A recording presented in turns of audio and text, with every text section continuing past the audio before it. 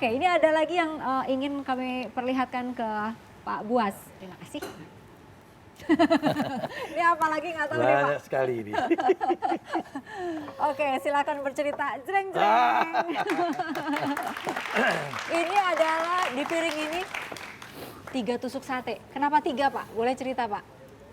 Ya, artinya dulu waktu saya dengan ayah saya itu kan kita tidak bisa makan seperti ini ya. Karena kemampuan. Dan dikala kita pengen makan sate itu, seorang ibu, karena ayah itu selalu tugas operasi, tidak pernah pulang, ya jarang. Anak kecil kan melihat sesuatu pengen langsung teriak, langsung cerita. Nah ibu itu kan kalau beli sate tidak mungkin gitu kan. Tapi akhirnya karena keinginan anaknya, dia harus upayakan sampai akhirnya menjual baju cadangannya almarhum ayah atau sepatu. Itu dijual untuk beli sate. Nah, jadi kalau makan sate ini jangan dipikir kita makan sate terus bisa 1 tusuk atau 5 tusuk. Hanya satu-satu dagingnya, satu-satu ngerasain sate. Itu dicopot? Ya, satu-satu. Yang penting merasakan, ya. Yang penting merasakan itu yang namanya sate. Wow, yang penting semuanya merasakan. Iya. Butiran satenya kan kecil banget Pak. Ya. Memang pada satu butiran kecil, sate kecil. Yang penting kan permintaan kita itu diwujudkan oleh seorang ibu itu. Luar biasa. Saking sayangnya kepada anak-anak. Dan itu pun harus jual-jual. Ya. Baik. Mas Yugo, kalau boleh cerita nih apa aja yang dijual? Pak atau Pak Buas mungkin tahu. Ya baju, banyak kan kalau di tentara itu ada pembagian baju ya, pembagian baju cadangan. Ya tidak selalu dipakai kan, nanti kalau udah rusak baru dipakai. Nah biasanya disimpan oleh ayah itu di lemari. Nah disitulah mulai ibu itu mengambil satu-satu. Dan ibu sudah ada di sini.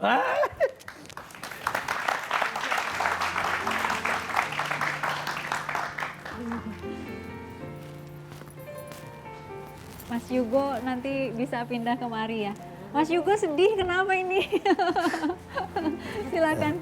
Kenapa Mas Yugo boleh cerita sedikit? Pak Buas juga. Iya. Soal yang mana nih yang bikin Pak Buas terharu? Ya itu kan perjuangan seorang ibu. Gitu. Untuk 7 anaknya begitu. Ya. Oke. Sementara sang ayah sedang tugas juga Ya, di luar ya, gitu ya. ya. Oke. Ibu, apa kabar Ibu? Alhamdulillah. Ini baru loh lihat Pak Buas menangis sekarang ini. Pak Buas yang ternyata tidak buas ya Pak ya? Baik. Ibu, soal sate ini, boleh cerita Bu? Betul, sampai dibagi per anak, per butir begitu Bu? Iya. Iya. Karena saya diberinya hanya 3 waktu itu juga harus membagi seadil-adilnya. Bapak cerita dikit Pak, boleh Pak? Iya. Artinya seorang ibu ini memang luar biasa kalau saya bilang ya. Dikala ayah tugas ke luar atau tugas operasi, ya kita hanya bisa perannya seorang ibu aja. Ya. Yang membesarkan kita, yang selalu ya dengan segala suka dukanya. Tapi saya yakin seorang ibu ini tidak bisa tergantikan ya, karena beliau sangat berupaya bagaimana menyenangkan putra-putranya, walaupun putra-putranya nakal-nakal. Ya, yang saya sampaikan tadi bahwa kita ini 6 laki-laki itu nakal semua. Ya memang saya yang paling nakal ya. Dan kalau kakak saya yang perempuan ini boleh cerita, beliau sebenarnya kalau lihat saya paling tobat gitu kan. Ya, paling tobat dan wah mungkin kalau lihat saya ya paling suka cari gara-gara lah ya gitu. Iya Mbak Risti.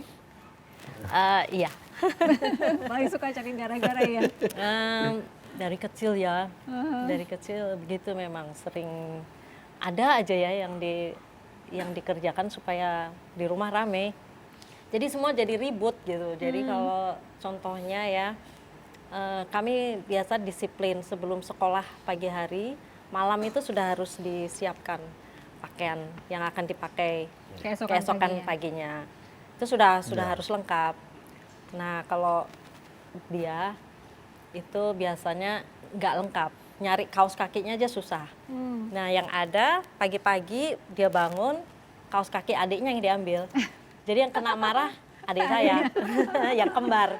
Jadi dia tenang-tenang aja, seolah-olah tidak berdosa ya. Padahal saya tahu dia yang ambil, karena saya pagi malam ngecek itu semua sudah rapi. lengkap kecuali punyanya. Terus nggak Budi. laporkan ke ayah itu tuh, Budi itu gitu. Nanti tambah rame. Tambah rame. Saya ini minta yang kecil yang ngalah aja. Oh, yang kecil yang ngalah ya. Ngalah, Oke. ya. Mbak Risti, Ya. mungkin boleh diceritakan kedekatan Pak, kami memanggilnya Pak Buas gitu, dengan ayahanda gitu. Budi Waseso ya? Iya, Budi Waseso dengan ayahanda pada Iya. saat mungkin saat berobat ke Semarang. Oh ya. Waktu itu tahun berapa ya? 91 ya. Bapak kebetulan sebetulnya ingin pulang kampung ke Semarang. Kemudian sebetulnya kondisinya memang sudah tidak sehat, tapi kemudian memaksa untuk pergi ke Semarang. Nah pada saat itu kami kan memang tidak punya kendaraan ya. Satu-satunya yang punya memang di Budi gitu. Kendaraan dinas. Kendaraan dinas itu pun. Ya. Jadi bapak minta, "Lah, nanti siapa yang ngantar ke bandara?" Dia bilang, "Udah saya yang ngantar dengan jeep Ya. yang jeep polisi itu ya." Nah itulah.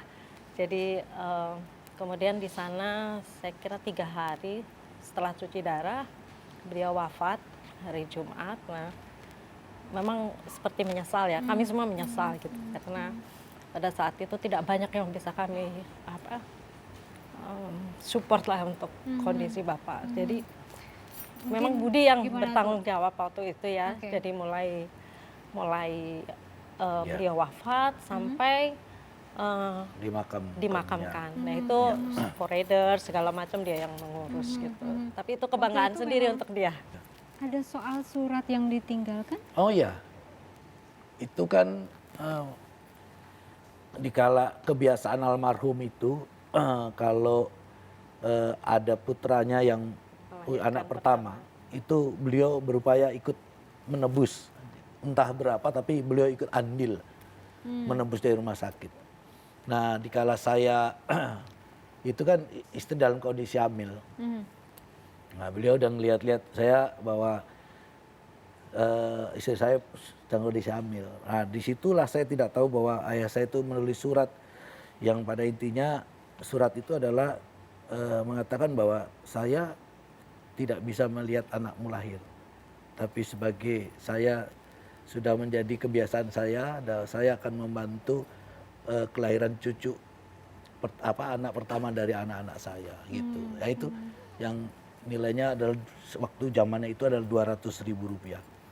Nah itu yang saya tahu setelah saya tahu dari ibu menyampaikan bahwa itu ada surat di lemari itu. Setelah saya baca itu dengan uang 200.000. Masih ingat ya? Ya, sampai sekarang pun saya simpan surat itu. Suratnya masih Iya. disimpan? Wow. Bu, anak-anak ini kan bandel-bandel ya Bu ya? Ya Bu ya, sering kena omel bapak lah istilahnya, suka dihukum juga Iya. gitu. Nah Ibu merasa gimana Bu melihat anak-anak dimarahi oleh bapak? Ya, anak-anak saya itu karena sudah biasa bandel gitu ya, ya udah saya biarkan aja, saya bilang gitu. Maksudnya biarkan aja nih, biarkan gimana nih Bu? Biarin bagaimana ayahnya gitu. Toh oke. ayahnya tidak akan memukul gitu. Oke. Jadi sebenarnya ibu ini secara tidak langsung ada dua pilihan. Satu sisi harus melindungi kita di sisi juga harus menjunjung tinggi daripada apa yang kehendak Bapak almarhum. Ibu, ini kan putra-putra Ibu nih lahir tanpa pendampingan Bapak. Iya. Gimana itu Ibu bisa menghandle itu? Maksudnya melahirkan tanpa pendampingan, hampir semuanya ya? Hampir semua, kecuali semuanya saya mungkin yang ditungguin. saya ditungguin adalah satu. Jadi sebagai pendamping gitu, kayaknya besar sendiri gitu. Anaknya besar sendiri gitu. Iya, Tidak ditungguin juga ikhlas saya demi untuk membesarkan anak-anak. Saya. Membesarkan anak-anak yang bandel-bandel ya juga ini. Pada saat Ibu harus membelikan makanan, di sini di depan saya ada sate gitu contohnya. Tuh Ibu boleh cerita nggak Bu? inget.